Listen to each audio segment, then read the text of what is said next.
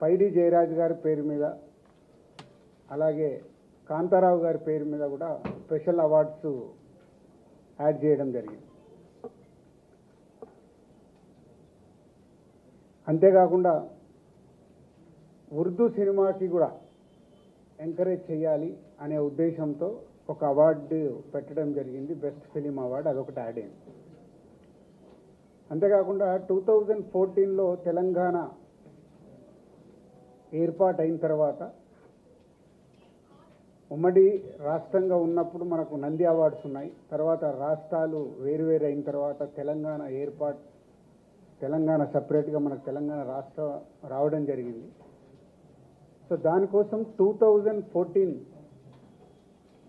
June నుంచి release అయిన సినిమాలకి, అంటే ఎవ్రీ ఇయర్ 2014 జూన్ నుంచి 2023 డిసెంబర్ 31 వరకు ఎవ్రీ ఇయర్ ఒక బెస్ట్ ఫిలింకి కూడా అవార్డు ఇవ్వాలని నిర్ణయం తీసుకున్నాం. అంటే తెలంగాణ ఏర్పాటు అయిన తర్వాత మన అవార్డ్స్, తెలుగు సినిమాకి సంబంధించిన అవార్డ్స్ మిస్ అవ్వకుండా ఉండాలని ప్రతి సంవత్సరం ఒక బెస్ట్ ఫిలిం అవార్డు ఉంటుంది 2023 వరకు. అలాగే 2024 ఇందాక మీకు చెప్పినట్టు అవార్డ్స్ అన్నీ పాత రోజుల్లాగా ఎలా అయితే ఉన్నాయో కొన్ని మార్పులు చేర్పులతో ఫైనల్ చేయడం జరిగింది. ఆ గైడ్లైన్స్ మీకు ఇప్పుడు మీడియాకు అందజేయడం జరుగుతుంది. సో అప్లికేషన్స్ ఇమీడియట్గా స్వీకరించి స్క్రూటినీ చేసి జ్యూరీలు కూడా ఫైనల్ చేసేసి ఏప్రిల్లో ఈ అవార్డు ఫంక్షన్ అంగరంగ వైభవంగా చేయాలని ప్రభుత్వం ఆశిస్తుంది. దానికి అందరం ఎఫ్డిసి తరపున అలాగే ఫిలిం ఇండస్ట్రీ నుంచి చాలామందిని ఇక్కడ మేము జ్యూరీలాగా తీసుకొని చేసి అవార్డ్స్ అనేటివి నెక్స్ట్ మంత్ బెస్ట్ ఈవెంట్ చేయాలని గవర్నమెంట్ ఆశిస్తుంది.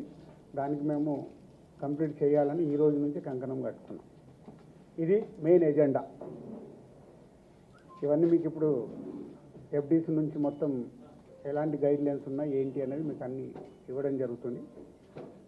అలాగే 2014 నుంచి కొన్ని ఎఫ్డిసికి అప్పుడు బీఆర్ఎస్ గవర్నమెంట్ ఉన్నప్పుడు సైమా అవార్డ్స్ అని ఒకటి వాళ్ళు డిస్కషన్ జరిగినప్పుడు కొంతమంది ఎఫ్డిసికి అవార్డు దానికోసం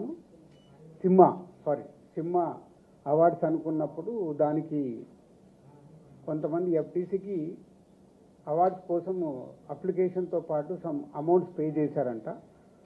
అలాంటివన్నీ